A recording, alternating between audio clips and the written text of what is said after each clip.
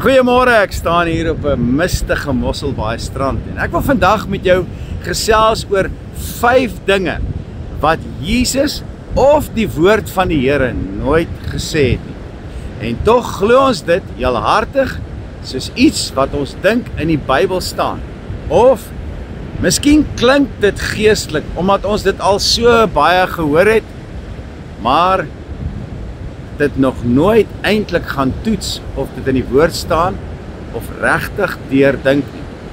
Kom ons ontmasker vandag die eerste van 5 van hierdie dinge wat die Here nooit gesê het.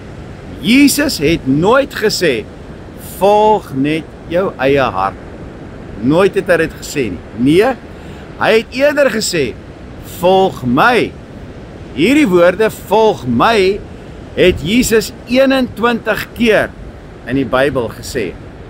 En in kontras met die woorde, volg net jou eie hart, het Jesus eerder gesê in Matteus 16 vers 24, as iemand agter my aan wil kom, moet hy homself verloon en sy kruis opneem en my volg. Nie sy eie hart nie, nie die me, myself en I nie, maar eerder homself verloon. Jeremia 17 vers 9 tot 10 sê, bedrieglik is die hart van die mens bo alle dinge, ja, verdorwe is dit. Wie kan dit ken? Dan sê vers 10, ek die Here deursoek die hart en toets die niere, om aan elkeen te gee na sy weë volgens die vrug van sy handelinge. Die woord van die Here sê nog iets oor die hart van die mens.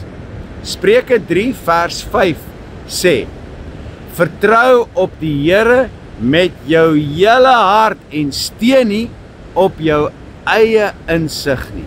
Dit sluit jou eie hart in. Jeremia 29 vers 13 sê, as julle heelhartig na my soek, sal julle my vind.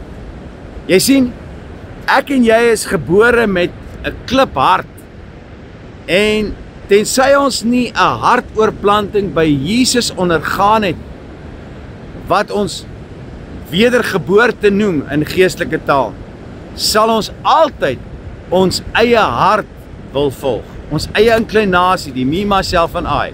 Maar as ons 'n nuwe vleeshart by die Here ontvang het, deurdat ons op ons knieë neerval en ons harte en lewe aan hom toewy, dan is ons hart broos en ontvanklik om ons oë op Jesus te rig en hom te volg.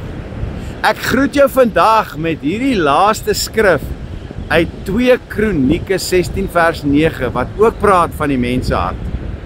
Die oë van die Here, sy oë, deurloop die ganse aarde, om diegene kragtig te steun, wie se hart onverdeeld op die Here gerig is.